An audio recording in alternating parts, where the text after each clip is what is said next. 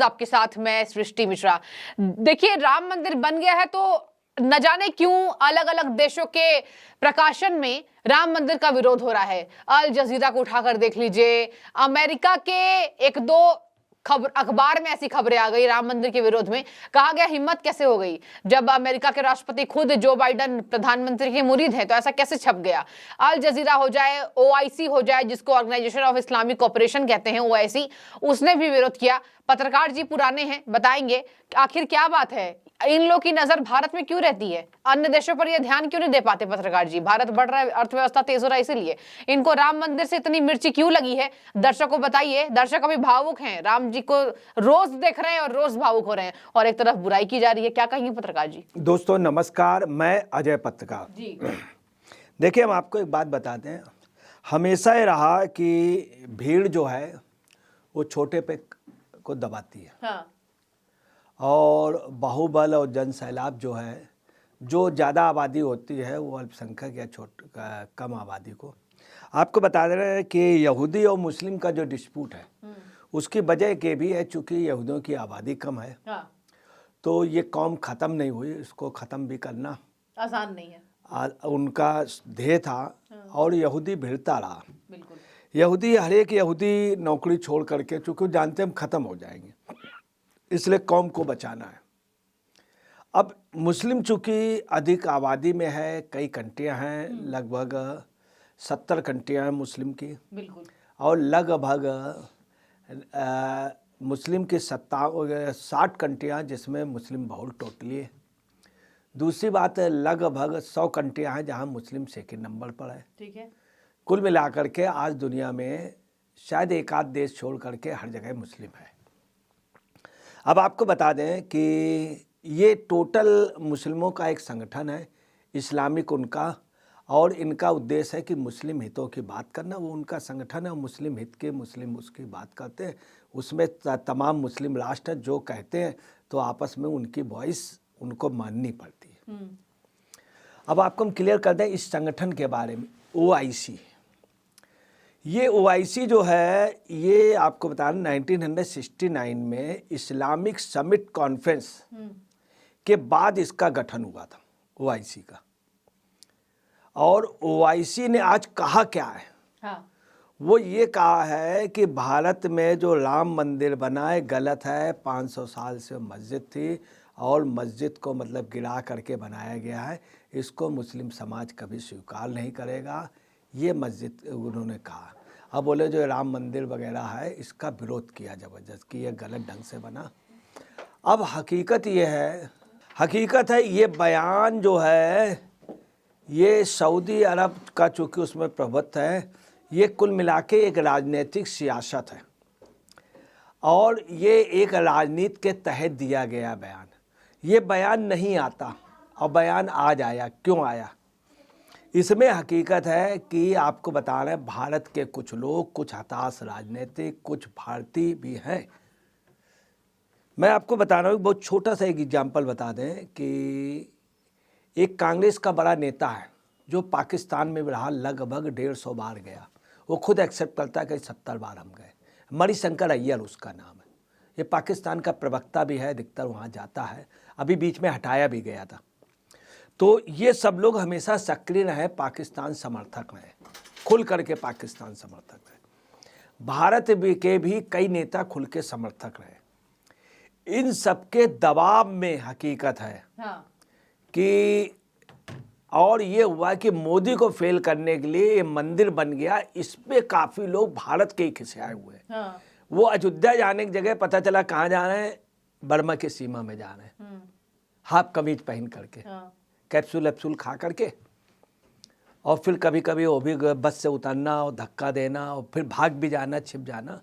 तो ये सब इन लोगों की हताशा का ये बयान जारी कराया गया है। अब पिंच कर करके सऊदी अरब के किंग की ना इतनी हिम्मत है, ना ही वो दिल से ये बात कह सकता है। वो मोदी को बहुत सम्मान करता है। लोगों को ये भी चिरन थी कि यार गुरु इस्लामिक उस पर उसकी मजबूरी होगी। अब आपको बताना है, इसके पहले भी ये संगठन क्या है, इस संगठन को इतिहास में अगर कोई जवाब दे पाया है ठीक से, अमित शाह ने दुरुस्त किया था। अमित शाह ने। इन्होंने क्या किया था, धारा 370 में भी ऐसे ही बोला था। और धारा 370 में इन्होंने कहा था गलत है वहाँ के लोगों के लिए, और गलत हुआ है, वहाँ के मानवाधिकार का उल्लंघन हुआ है। दूसरी बात उन्होंने कही थी कि जो संयुक्त राष्ट्र संघ ने तय किया था 1948-1949 का, कि वहाँ के लोगों के जनता की रायशुमारी के हिसाब से उनको आज़ादी दी जाए, जबकि ऐसा कहीं संयुक्त राष्ट्र संघ ने नहीं कहा। ये कहलाया जा रहा। मैं आपको बता रहा हूँ, कश्मीर का विलय उस समय भी हो रहा था। कश्मीर का विलय उस समय भी इस देश का प्रधानमंत्री नेहरू नहीं चाहते थे कश्मीर का भारत में विलय हो। ये सत्य है। तब भी आपको समझ लीजिए ये जो नाम था उस समय, ये OIC ना होके इसका नाम था इस्लामिक समिट कॉन्फ्रेंस था। अब ये वो कहते हैं सन 1948, जबकि ऐसा कुछ नहीं हो। संयुक्त राष्ट्र संघ ने कोई निर्णय नहीं दिया था कि अधिकार का या संवैधानिक अधिकार का या वहाँ के लोगों का। जब इन्होंने ऐसा किया, 370 के विरोध किया, तो अमित शाह ने क्या बयान दिलाया था, सुन लीजिए।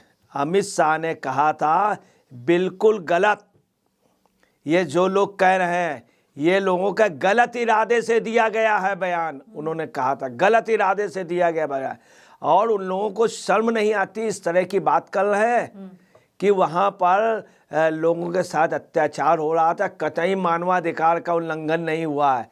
दूसरा, इन्होंने ये भी कहा OIC ने कि यासीन मलिक को उम्र कैद क्यों दी गई, तो उनको जवाब दिया गया था भारत का संविधान है, यहाँ पर कोई भी अगर देश के खिलाफ जाता हो, हिंदू हो या मुस्लिम हो, उसको यहीं के नियमों के हिसाब से सजा दी जाती है। या आप बता दें आपके हिसाब से इस्लामिक हो क्या है। अगर इस्लामिक सजा होती तो फिर भी यासीन मलिक को बहुत पहले फांसी पे लटका दिया जाता। तो जिस तरह से भारत सरकार ने लगातार इधर जवाब दिया, वो आप समझ लिए अपने आप में रिकॉर्ड रहा। ये चीज पहले नहीं हुई, बिल्कुल सही। पहले हुकूमतों में नहीं कही। मैं आपको बता रहा हूँ, OIC की एक मीटिंग में जब उनका प्रतिनिधिमंडल यहाँ मिला, तो उस समय गृह मंत्रालय ने, अमित शाह ने कहा था कि सबसे आपने भारत को क्यों नहीं कभी बुलाया। आपको मैं क्लियर कर दूं, भारत सरकार के पहले के प्रधानमंत्री OIC की जी हजूरी करते रहे। ओपेक इनको जैसा चाहता था पेट्रोल बेचता था, और ये उस दाम में लेते थे, हाथ जोड़ के लेते थे। मोदी सरकार ने आकर के उस सिस्टम ही खत्म कर दिया कि आज हम तेल में सक्षम हो गए, इनकी कहीं पर भी दादागर्दी या इनकी एक तरफा नहीं, आज हम रशिया तेल ले रहे हैं। अब आपको बता रहे हैं इसके अलावा क्या है। 1969 में आपको बतला रहे हैं कि इस्लामिक समिट कॉन्फ्रेंस का जब OIC में गठन हुआ, उस समय की आपको मैं बतला रहा हूँ कि 24 जनवरी 2006, मतलब ये तो हो गया वो 1969। इसके बाद 2006 में 24 जनवरी 2006 को सऊदी अरब के किंग अब्दुल्ला बिन अब्दुल अजीज़ भारत के दौरे पर आए थे। तो मुझे याद है उस समय जब आए थे तो उन्होंने कहा था भारत को पर्यवेक्षक बनाएंगे, ऑब्जर्वर, और इसका पेश करेंगे। उन्होंने ये भी कहा था कि पाक नाम का प्रस्ताव करें, ये उन्होंने कहा था। भारत के लोगों ने ठीक से पैरवी नहीं की।